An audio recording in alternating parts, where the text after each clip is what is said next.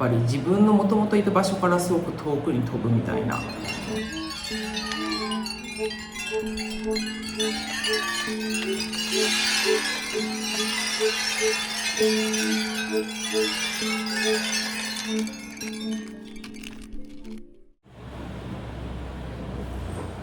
い、こんにちは、ゆうかです。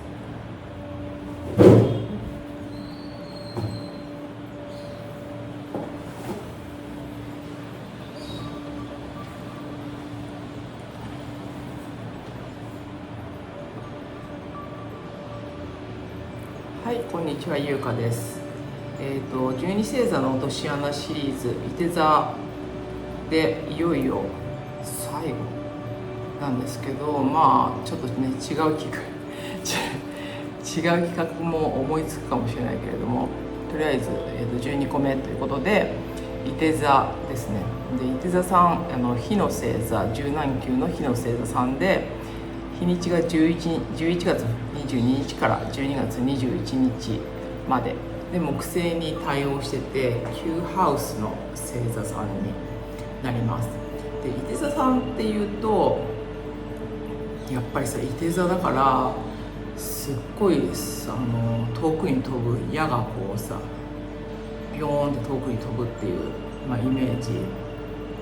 かなって思うんだけど、私もそのいて座はこの全部の中ではすごい、全部っていうかその太陽星座だけじゃなくて他の部分を見てみるといて座っていうのも結構強いですよね。で、いて座っていうのってやっぱり自分のもともといた場所からすごく遠くに飛ぶみたいな星座さんなんで、例えばその、高等教育とかその精神性とか、哲学スピリチュアリティとか意識がどんどん遠くに飛んでいくっていう部分もあるし、その例えば日本で私は生まれたけれども、やっぱり海外生活とかそういう意識がどんどん遠くに飛ぶから、外国語とか海外の生活とかそういうのにすごく、縁があるような星座さんなんですよね。だからいわゆるその、結構スピリチュアルだよねっていう人とかって結構いて座の方も多いのかもしれないし、または私のようにこう旅行っていうか海外に住もうって感じですよね。昔だとさ、今ってあんまりバックパッカーっていうのが実はいなくて、インドに今住んでるじゃないですか。昔とかだともう日本人いっぱいいたけど、やっぱり経済とかの問題ですよね。インドもすごく値段も高くなってきてるし、だから海外旅行をなかなかねしようって思えないのかもしれないけど、でも昔はさ、その日本人の人がたくさんインドに来てたんですよね。で、なんかそのいて座っぽいなっていう方ってすごくいっぱいいたっていうか、すごいこう軽くて、なんか英語も喋れるし、すごいこう直感力も高くて、例えばさ、そのなんかピンときたとか、何かが降りてきたとか、呼ばれたから行くみたいな、私そこに呼ばれたから行ってくるみたいな、そういう言葉を使ったりとかして、それでなんて言うんでしょうね、例えば日本だったら、私この神社に呼ばれたから行くとかさ、例えばこの花咲夜姫のメッセージが降りてきたからそうなんだと思うとか、なんかそういうことを、そういうセリフってあったりするじゃないですか。そういうふうに言ったり表現したりとかで、そんな感じでその意識が、木星に対応してるから、拡大もしやすいし、いて座さんからしたらものすごいリアルなことっていうか、私もそうなんだけど、何かそういう感じがするっていうのは、なんかこう目には見えてないんだよね。目には見えてないことなんだけど、すごく現実的に思えるっていうか、きっとそうなんだろうなっていうふうにこう、なんて言うんでしょうね、なんかピンとくるみたいな、なんかそういう感覚がすごく優れてるんですよね。だからなんかそう思うから思うんだよねっていうふうにこう思って、実際その場所に行ったりとかして、でまあどんどんこうぴょんぴょんぴょんぴょん動いてしまうというかね、遠くに飛んでしまう、まあ、そういった星座さんなんですよね。でもまあさあすごくこう危ないなっていう側面もあって、意識がこう拡大して、まあ、その直感力、まあ、今日落とし穴っていう話だから、直感的にこうピンピンピンピンってなんか思いつくってなると、まあ、それ自体はいいよね、それ自体は素晴らしいんだけど、なんかこうそっちはすっごい惹かれるんだけど、その現実化っていうとさ、やっぱり物質化って意味なんだよね。現実化するって物質化できるかどうかとか、まあ、グラウンディングできた行動ができるかっていうことになってくるんだけど、あんまりその物質化するっていうことに興味がなかったりするんですよね。だから現実的にその物事をこう行っていくっていうことにあんまり興味がなかったりするから、だからまあ実際お金を作りましょうとか、じゃあそこに呼ばれたからじゃあどうするのとか、なんかそういう感覚がしたからじゃあ実際のところどうなのとか、なんかそのなんて言うんでしょう、物質化することにあんまり興味が持てなかったりするんですよね。でもその物質化できてないと、なんか大体の人ってそのマテリアルの世界で生きてる、その3次元の人っていうのは物質を見て判断している人が多分ほとんどで、それを見て判断してない人ももちろんいるだろうけど、まあそうじゃないですか。大体その物質的にきちんとされてるか、お洋服がきちんと着られてるかとか、なんか人としてきちんとした態度が取られてるかとか、きちんと生活ができてる方なのかとか、お仕事とかちゃんとされてる方なのかとか、まあ美人とかじゃなかったとしても容姿的にちょっと整った感じで立ち振る舞いができるのかとか、そういうことで人はこう見たりするじゃないですか。でもその物質化に基本興味がない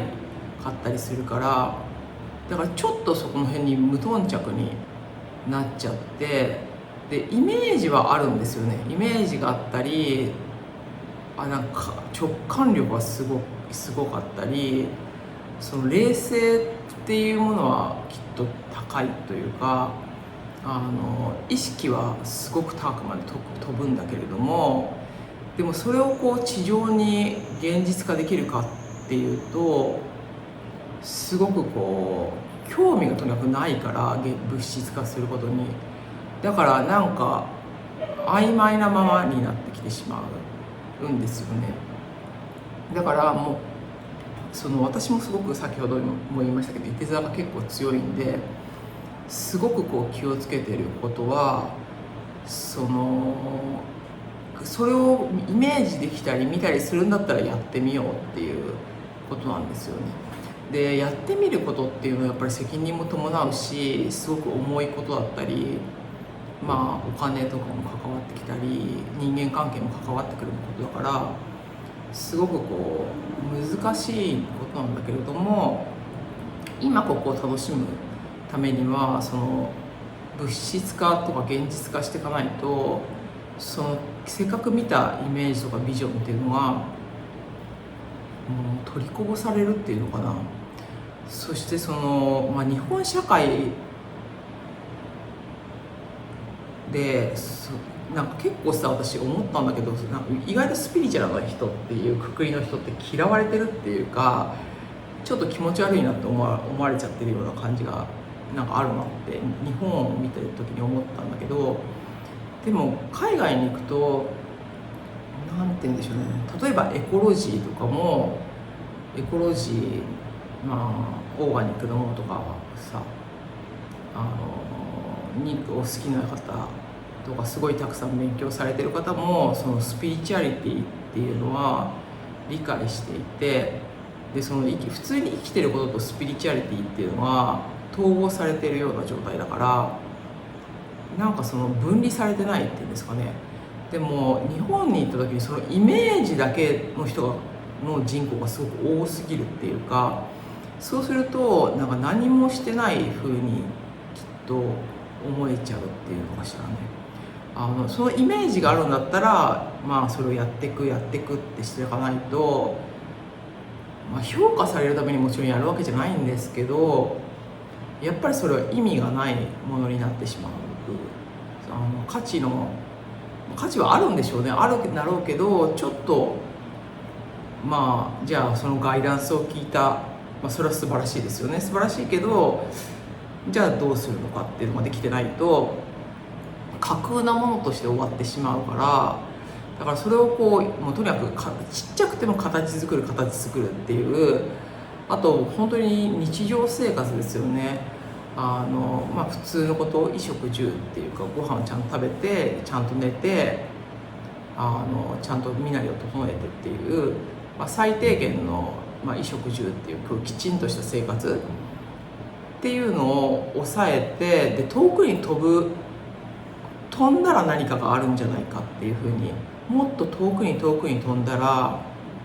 まあ、精神性でも遠くに飛んだら何かあるんじゃないかで拡大化するから、どんどんそっちに興味がワクワク湧いちゃうんだけど、中心はやっぱり今ここに意識があるっていうことに意識を持っていかないと意味がなくなっちゃうんですよね。だから、まあ、いて座さん、まあ、全部じゃないと思う、全部やないっていうか、私もいて座すっごく多いので、その辺がすごく気をつけてる部分なんですよね。私自身もすごく気をつけてる部分で、その意識が遠くに飛んだら現実的にやってみる、遠くに飛んだらやってみるっていうこと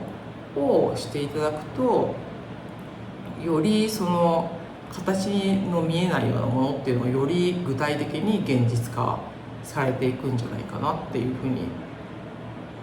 思いますね。だから何かイメージがある方、例えばさ、私ハートが開いたって思った、でそれを言ったとして、じゃあハートが開いたんだったら、その現実的な生活として本当にご近所の方、日々の生活で愛のある言動が日々行えるのかっていうこととか、そういう仕事とかじゃなかったとしても、まあきちんとなんでしょう、まあ、奥様だったらお子様のお話を聞いてあげることができるのかとか、旦那さんのことをサポートできるのかとか、そういう本当に日常的な筋肉の部分っていうのが、筋肉を使ってやっていくみたいな、そういう部分っていうのをすごく大切にしていただくと、このいて座さんのなんてビヨンドっていうのかな、時空を超えてみたいな高い意識っていうのがどんどん下に降りてくると思うので、そちらの方を意識していただけたらいいかなと思います。はい、じゃあ12星座の落とし穴シリーズですね。今回は最後のいて座